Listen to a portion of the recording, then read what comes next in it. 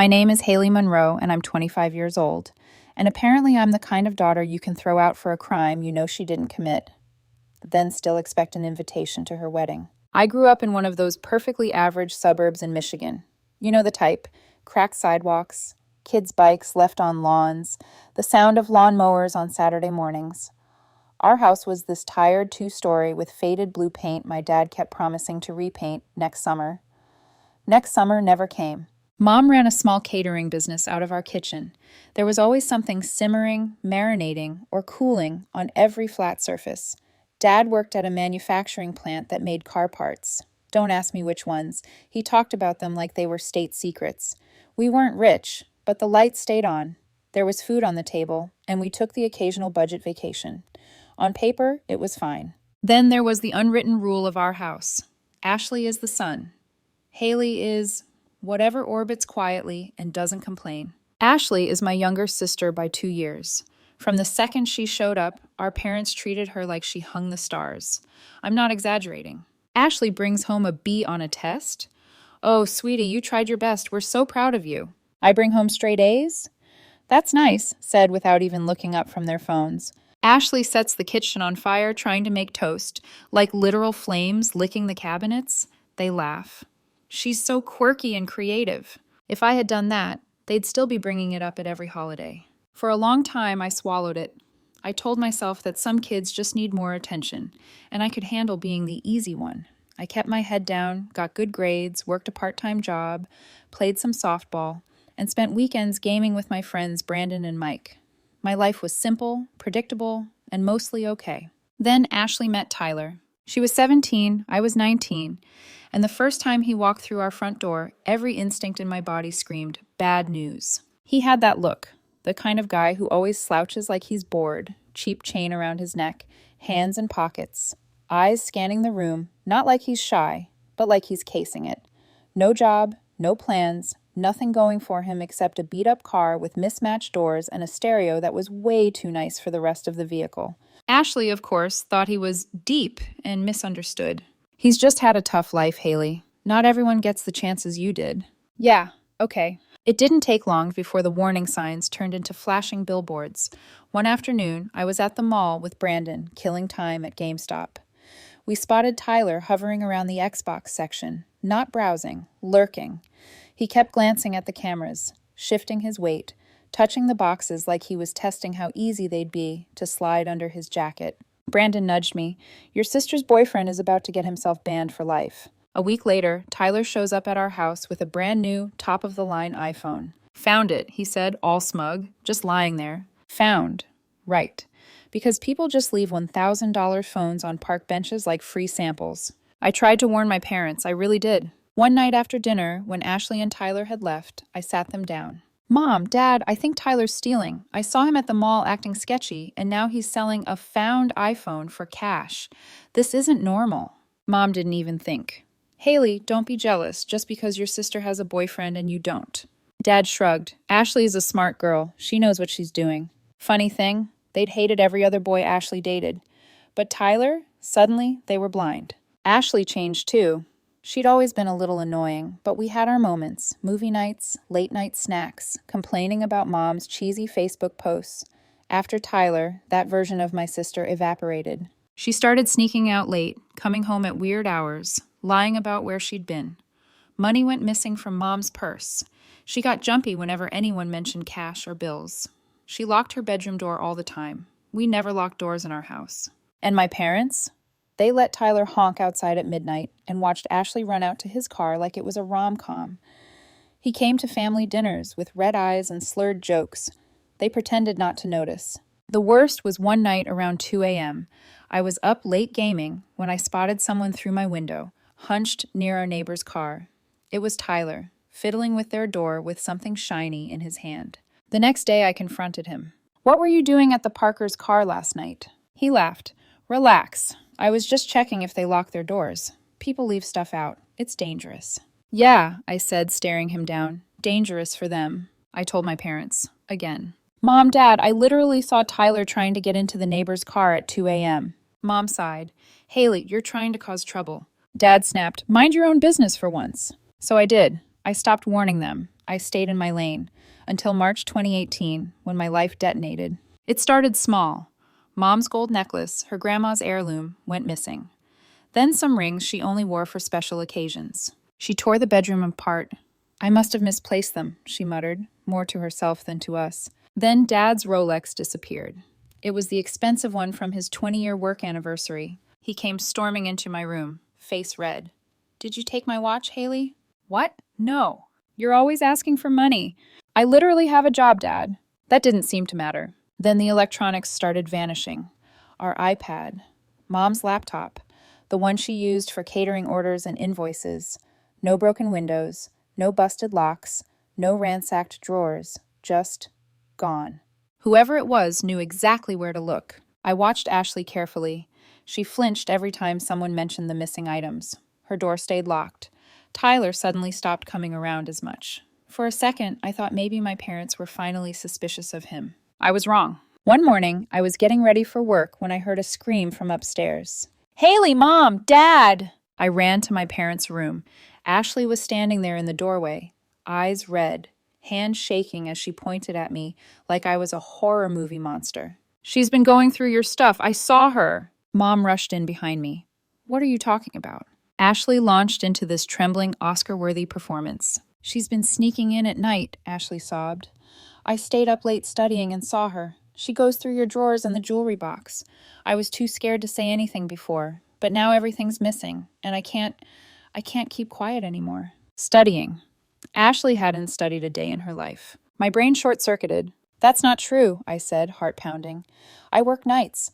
I have timesheets. I'm literally not here most of the time any of this went missing." Mom wouldn't look at me. Dad's jaw clenched. Ashley kept going, adding details only the actual thief would know. "Mom, the gold necklace was in the green jewelry box on the top shelf of your closet. And Dad, your watch was in the sock drawer under your work socks. I saw her in there." My stomach dropped. How did she know exactly where those things were? "You're lying," I whispered. Dad turned on me like a switch had flipped. "Enough. You took those things, Haley. Just admit it and give them back." "I can't return what I never took," I said, shaking. "I was at work. Brandon and Mike can confirm I'm gaming with them after my shift. I have proof." He didn't care. Every time I opened my mouth, he cut me off. "Stop making excuses. Stop blaming your sister. Stop lying." I tried one last time. "How does Ashley know where everything was? Why hasn't any of her stuff gone missing if I'm supposedly stealing? And if I'm sneaking around the house at night, why is there zero sign of forced entry or anything?" Dad's face went cold. "You either admit what you did and bring everything back, or you get out of my house."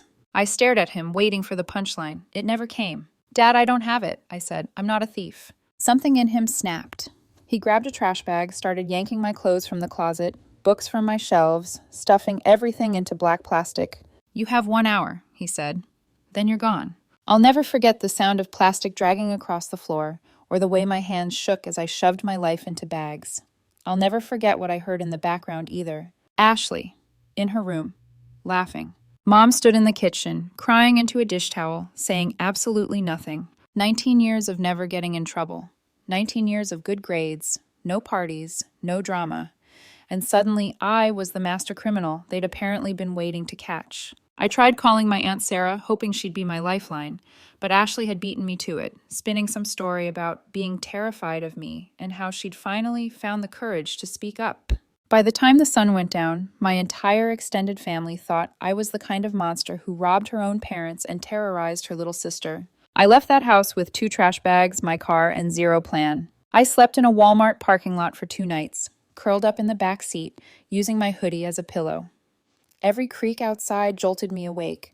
I cried until my chest hurt and my throat burned, but no one came to get me. No one called to see if I was alive. Eventually, Brandon's parents let me crash on their couch. I lasted a few weeks there before I could feel the strain. Extra mouths, extra bills. I quit my warehouse job. It was too far away, and gas wasn't free. I applied for job after job, but thanks to my parents' gossip, every reference check ended with, "We heard there were issues." Mike's family took me in next. Same pattern. Couch to couch, bag to bag, trying to be invisible so I wouldn't be a burden. Finally, after months of feeling like a ghost, Mike's older brother James mentioned a friend who owned an auto shop in the next town over. They need someone to answer phones, handle the computer, keep the schedule straight, he said. I'll vouch for you. The owner, Dave, didn't flinch when I told him my family might badmouth me. Everyone's got a story, he said. I care if you show up on time and don't steal from the cash drawer. He let me sleep in the break room for a while, on a flimsy cot that smelled like oil and old coffee. Eventually, I scraped enough together for a tiny studio apartment above a Chinese restaurant. It was basically a box with a bathroom and a hot plate, but it was mine. Sometimes, when the smell of fried rice drifted up through the floor, I'd lie on my cheap mattress and stare at the cracked ceiling. My parents had their perfect daughter and their perfect story. I had a room, a job, and a heartbeat. What I didn't know, lying there in that noisy little studio, grease on my hands and exhaustion in my bones, was that a few years later, I'd be standing in a wedding dress at the end of an aisle, and the same family who threw me out would be pounding on the doors, screaming to be let in. They had no idea that by then, they'd already lost me. People talk about rock bottom like it's a single moment. For me, it was slower. Less dramatic movie scene. More, someone keeps turning down the dimmer switch on your life until you realize you're sitting in the dark. But I didn't stay there. Working at the shop with Dave became my anchor. At first, I was just the girl at the front desk, answering phones, scheduling appointments, dealing with customers who thought yelling would make their breaks fix themselves. Dave was rough around the edges, but fair. He showed me how to read service orders, explain repairs without talking down to people, and deal with the occasional angry customer who swore we were trying to scam them by suggesting they fix their bald tires. You listen first, he'd say, then you tell them the truth. If they don't like it, that's their car's problem, not yours. 6 months in, he tossed me a new title, Service Advisor. It came with a small raise and a lot more responsibility. You're good with people, kid, he said, wiping grease off his hands. Better than you think. I clung to that sentence on the nights when anxiety whispered that maybe my parents had been right about me all along. I got used to the rhythms of my new life. Wake up in my tiny studio, step over the one chair I owned, make coffee on the hot plate, go downstairs through the alley that always smelled like sesame oil and rain. Work my shift, eat cheap takeout, fall asleep to the hum of the restaurant's vents. Meanwhile, my old life kept moving without me. I wasn't invited, but social media made sure I could still watch. Holiday photos, birthday cakes, Ashley blowing out candles on a new car, light blue with a big bow on top. Mom's captions about her brave, brilliant girl. Dad grinning at family game night like he'd never thrown his other daughter into the street with 2 trash bags. I'd scroll with my stomach clenched, staring at photos where my chair at the table had simply vanished, like I'd been erased and the room had rearranged itself to cover the empty space. Some relatives messaged occasionally. Everyone makes mistakes, Haley. Just apologize and come home. How long are you going to punish them? Family is forever. I typed the same response in my head 100 times. They kicked me out for something I didn't do. I never hit send. I just stopped replying. Then one day, karma decided to clock in. I found out through a mutual friend that Tyler had been arrested. Not for the jewelry, not for the watch, not for my mom's laptop. No, he got caught breaking into cars at the mall. Security spotted him messing with a door, called the cops, and he was still there when they arrived, like some kind of half-baked criminal who hadn't considered the concept of cameras. I waited for my phone to ring, for my parents to call and say, "We're so sorry, Haley, we were wrong." Silence. Instead, Ashley posted this long, dramatic status online about escaping a toxic relationship. She talked about how controlling Tyler was, how scared she'd been of him, how proud she was to finally be free. My parents flooded the comments section with hearts and praise. So proud of you for walking away. You're so strong, sweetheart. I turned my phone off and stared at the ceiling until my eyes blurred. They knew. There was no way they didn't know by then who the real thief was. They just never checked on the daughter they'd thrown away. Time passed. Work became my world. Between shifts and exhaustion, I squeezed in some business classes online. Dave let me use the break room computer after closing. One night, he leaned on the doorframe and watched me type. "You trying to steal my job?" he asked. "Just trying to make myself useful," I joked. He snorted. "You already are, but if you learn how to run numbers, I can pay you more to stress about them for me." I didn't know it yet, but that was the first quiet nudge towards something bigger. And then came Lucas. Lucas showed up one Tuesday afternoon, driving a slightly beat-up Honda Civic that rattled like an angry shopping cart. He walked in, distracted, already on a call, laptop bag slung over his shoulder. No, you can't just change the whole database structure because you don't like it, he was saying into his phone. That's not okay, we'll talk when I'm back. He hung up, pinched the bridge of his nose, and gave me a tired smile. Hi, my car is making a sound like it's trying to die. I remember thinking, same. I tried to start a new ticket, but my brain had apparently decided this was a great time to forget how to spell Lucas. What's your last name? I asked. Reed, he said. I typed Reef, then Reed, then backspaced everything and pretended the computer glitched. He handed me his keys and gave this half laugh. Rough day? You have no idea, I said. He became a regular. Oil change, brake pads, something about his check engine light that ended up being a sensor and not the apocalypse. Every time he came in, we ended up talking. He was a software developer, a job that to this day might as well be wizardry to me. He described deployments and rollback strategies and refactoring code, and I just nodded like I understood. What I did understand was the way he looked at me when I talked, like what I said mattered, how he listened when I mentioned I was taking business classes. That's impressive, He'd say. I barely survived intro to accounting. One afternoon, his Civic broke down a couple miles from the shop. He called, embarrassed. Is there any way you can tow it? I'm kind of dead in the water here. Dave sent one of the guys to grab the car. Lucas caught a ride back with the tow truck and ended up stuck waiting a few hours while we diagnosed it. You can go home, I told him. We'll call you when it's ready. He shrugged. Got my laptop. I can work from your waiting area, unless you're going to charge me rent. I smirked. Depends. Do you complain as much as the old guys who think oil changes should still cost $10? He grinned. I only complain about bad code and bad coffee. We shared both that day. Bad coffee from the machine in the corner, and stories about our lives in between his emails and my ringing phones. We started dating a few weeks later, slowly, carefully. I was embarrassed at first, about my tiny apartment that smelled like fried rice and oil, about having no family to introduce him to. When I finally told him the whole story, Ashley, the robbery accusations, the trash bags, the months of couch hopping, I waited for his face to twist into doubt. Instead, he just sat there on my worn-out secondhand couch, elbow on his knee, listening. That's horrible, he said quietly. I'm so sorry that happened to you. It's fine, I lied. It's not, he said, and none of it was your fault. No one had ever said that to me. Not like that, not and meant it. The first time Lucas came to my studio, I apologized 3 times before he even stepped inside. It's small, and the walls are thin, and the neighbors fight a lot, and He walked in, looked around, and smiled. It's you, he said, and it's yours. That's pretty great, if you ask me. Lucas's family was a different universe. His mom, Janet, hugged me the first time we met, like she'd been waiting to do it for years. Lucas never brings anyone home, she whispered, loud enough for him to hear.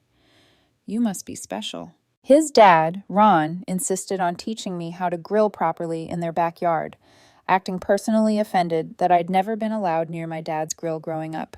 You can't trust someone who won't share the tongs, he said.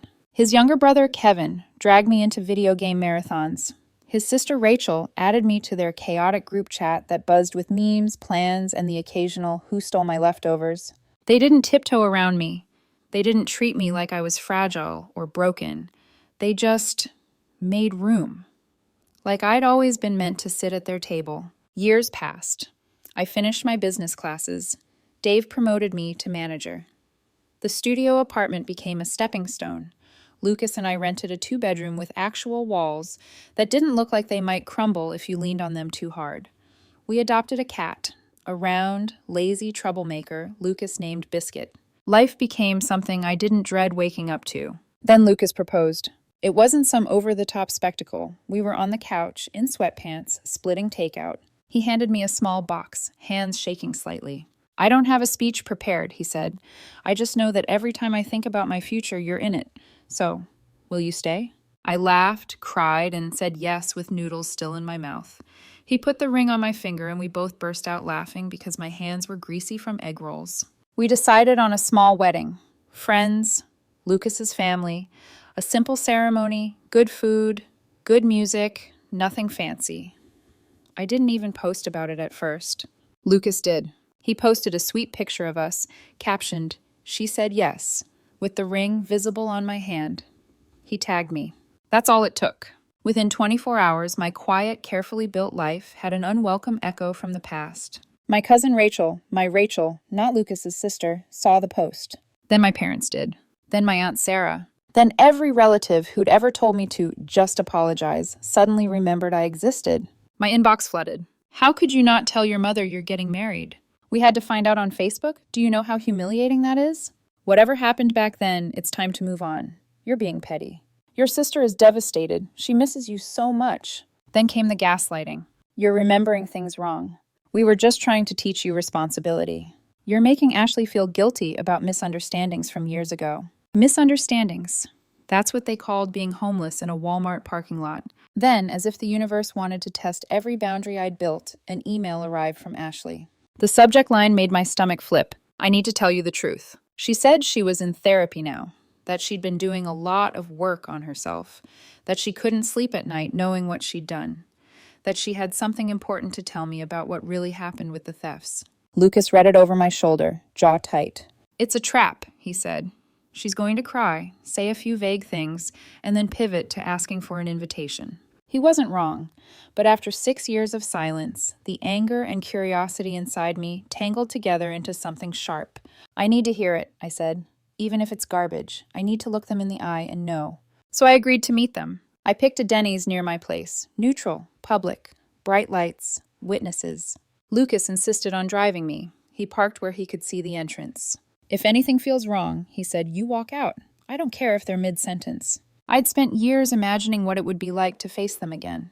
In none of those versions did I walk in wearing an engagement ring. As I stepped into the restaurant, the hostess smiled and asked, table for one? I looked toward the back booth where 3 familiar silhouettes sat. My mother, already wiping her eyes. My father, stiff and rehearsed. Ashley, studying her menu like it contained all the answers she'd spent years avoiding. Actually, I said, my voice steady in a way that surprised even me, my family's already here. I walked toward them, not knowing that in the next hour they'd finally admit the truth, and still somehow expect a front row seat at my wedding. The clink of silverware and low diner chatter should have made the booth feel less suffocating. It didn't. My parents sat up stiffly as I approached. Ashley didn't look at me. Her eyes stayed glued to the laminated menu like she was studying for finals. I slid into the booth across from them. My hands were steady. My heartbeat was not. No one spoke. A waitress appeared, cheerful and oblivious. Can I get you folks started with some drinks? Water, I said. Coffee, my dad grunted. Mom murmured something that sounded like tea. Ashley didn't respond at all. The moment the waitress walked away, the air thickened. Dad cleared his throat, the same way he used to when he was about to lecture me. So, he began, it's been a long time. I didn't respond. I wasn't here for pleasantries. Mom dabbed her eyes dramatically with a napkin. We're just so hurt, Haley. We had to find out from Facebook, your engagement, your wedding. Her lip trembled, like this was about her. I folded my hands on the table. Ashley emailed me. She said she had something important to tell me. So tell me. Ashley finally looked up. Her eyes were glossy, but her expression was empty, like she'd practiced this face in a mirror. I'm so sorry, she whispered. I said nothing. She took a deep breath. Tyler, he was stealing from the house, not you. Silence, total silence. Mom sniffed. Dad stared at the napkin holder like it might save him. I waited. Ashley continued, voice shaking on cue. He took everything. Mom's jewelry, Dad's watch, the electronics. He admitted it when he got arrested. He'd been stealing for months. Exactly what I'd known the day he walked into our house. I kept my voice calm. You found this out when? Dad shifted. A couple of weeks after you left. I leaned forward. What? Mom rushed in, voice soft and trembling. Honey, we didn't want to burden you with...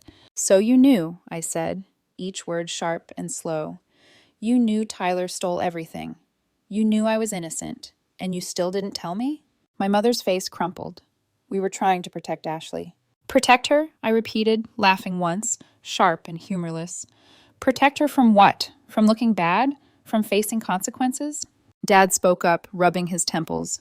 It was a complicated time. We didn't know how to handle it. We figured you'd land on your feet. You were always the responsible one. My chest tightened. For a moment, the room felt tilted. So you let me be homeless, I said quietly. You let me lose my job, sleep in my car, bounce from couch to couch. You let the whole family think I was a thief. Ashley's voice was small. I was scared of Tyler. He was dangerous. I didn't know how to tell the truth. I stared at her. The truth didn't require courage, Ashley. It required decency. She blinked rapidly. I'm in therapy now. I'm working on myself. The waitress returned with our drinks. She paused, sensing the tension. Are you ready to order? No, I said, without taking my eyes off my family. Not staying long. She nodded and disappeared. Dad cleared his throat again. Look, what's done is done. We can't change the past, but we can move forward as a family. Mom leaned in, hopeful. Yes, we want to be there for you now, for the wedding, for everything. Ashley gave a small, trembling smile. I would love to stand by your side on your big day. I stared at them, momentarily stunned by the audacity. Let me get this straight, I said slowly. You let your adult daughter be homeless for 6 years, and now you want to come to the wedding I built out of the ashes you left me in? Dad stiffened. You're being unreasonable. I'm your father. I have a right to be there. I laughed, quiet, disbelieving. A right? Where was that right when you kicked me out? When you tossed my clothes into trash bags and told me I had an hour to leave? Mom wiped her eyes. We were under stress. We didn't know any better. You knew better, I snapped. You just didn't care. Not enough, anyway. Ashley reached across the table, touching my arm like we were sisters in a Hallmark movie. Please, Haley, don't let the past ruin the future. Family belongs together. I slid my arm away. No, you don't get to say that. You don't get to show up here with pre-scripted tears and expect forgiveness on a deadline. Ashley flinched. Mom's face fell. Dad scowled. I stood from the booth. You're not invited to the wedding. Dad's voice rose. What? You can't do that? I turned back, meeting their eyes one by one. You forfeited your place in my life the night you chose a thief over your own daughter. Mom began to cry louder, hoping to draw attention. Dad muttered something about ungrateful children. Ashley whispered, You'll regret this. Then Lucas walked in. He wasn't dramatic about it. He didn't make a scene. He simply walked to me, placed a steady hand on my back, and said to my parents in the calmest, coldest voice I'd ever heard, I think it's time for you to leave. The effect was instant. The noise died. Even my father shut up. I walked out with Lucas, leaving the three of them sitting in that booth like a family portrait that had finally cracked. When we reached the parking lot, I realized my hands were shaking. Lucas opened the passenger door. You okay? I swallowed. No, but I will be. He kissed my forehead. You're stronger than they remember. I didn't know then that we'd only seen the beginning, because what came next wasn't an apology or a quiet fade-out. It was a storm that would hit us on the most important day of my life. The wedding planning became a mix of joy and dread. Joy, because Lucas's family embraced every detail like it was their own celebration.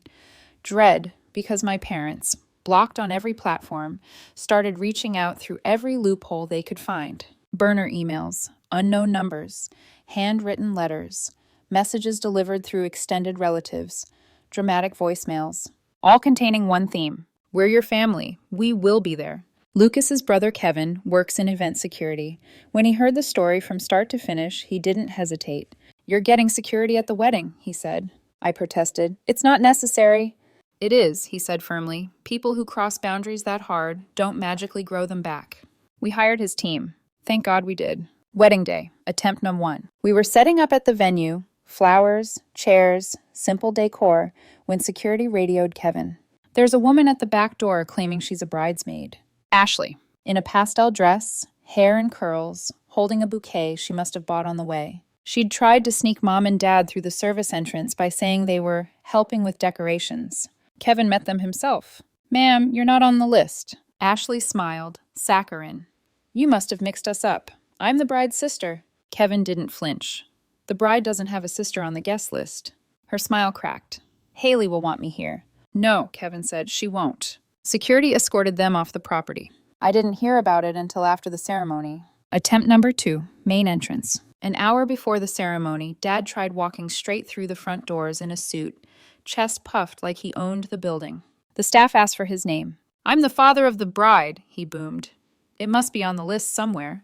They politely checked. It wasn't. He refused to leave. Security escorted him out while he ranted about ingratitude and rights and children today. Attempt number 3, mid-ceremony. This one I saw with my own eyes. I was standing at the altar, hand in Lucas's, sunlight filtering through the archway. The officiant began. Dearly beloved. A door burst open. My mother's voice shrieked across the room. Haley, stop the wedding. I have a right to see my baby get married. Ashley was behind her, pretending badly to try to calm her down. Gasps echoed through the crowd. Lucas's dad stood up, towering over them. You need to leave now, Mom wailed. Ashley tried to argue. Security moved fast. Kevin led the team, firm and silent. They escorted my parents out as Mom cried loud enough for the entire neighborhood to hear. The ceremony continued. I kept my eyes on Lucas the whole time. He squeezed my hand like he was anchoring me to the ground. And when we exchanged vows, I didn't cry because of what happened. I cried because of what I'd finally built. A life where love didn't come with conditions. The reception was perfect. Dancing, laughter, speeches that made me feel seen in a way I hadn't felt since childhood. But the next morning, my phone was a battlefield. Relatives calling me cruel. Aunt Sarah saying Mom cried herself to sleep. Ashley posting a dramatic monologue about choosing hate over healing. I ignored all of it until Rachel, Lucas's sister, a social media strategist, handed me her phone. I wrote you a post, she said. You don't owe them anything. But if you want the truth out there, this will do it cleanly. She'd crafted a calm, factual, devastating explanation of everything. The theft, the expulsion, the 6 years of silence, the Denny's confession, the wedding crash attempts. I posted it. Then I blocked every relative except my childhood friends, Brandon and Mike. Within hours, a few cousins quietly messaged apologies. Others went silent. My parents doubled down on their victim narrative. But for the first time in years, I didn't care. 3 months later, life looked nothing like the broken pieces I'd crawled through. Dave promoted me to regional manager, 3 new shops under my supervision. Lucas's family officially claimed me as one of their own. Sunday dinners, family group chats, Grandma accidentally sending us home with enough leftovers to feed a small village.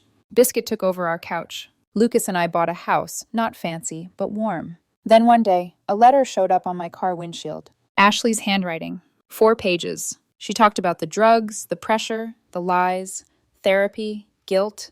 She said she sees now how toxic patterns shaped her choices, that she's trying to be better. I read it. I folded it. I put it in a drawer. Some doors don't reopen. Some bridges aren't just burned, they're ash. A month later, Mom's side of the family sent a reunion invitation addressed to me through Lucas's work email. Creative, desperate, still blocked. The invitation said, "Family is forever. It's time to heal old wounds." But my wounds healed the day I stopped reopening them. Instead of attending, Lucas and I boarded a plane to Japan for our honeymoon. Just the 2 of us. No apologies, no ghosts. On the flight, he leaned his head on my shoulder and whispered, "You built something beautiful out of everything they tried to destroy." I looked out the window at the clouds. He was right. I didn't miss my old family. I missed who I thought they were. And that version? She died the night they chose a thief over me. Now I have the family I deserved all along. And sometimes the best revenge is simply living well, with people who don't need to be convinced to love you.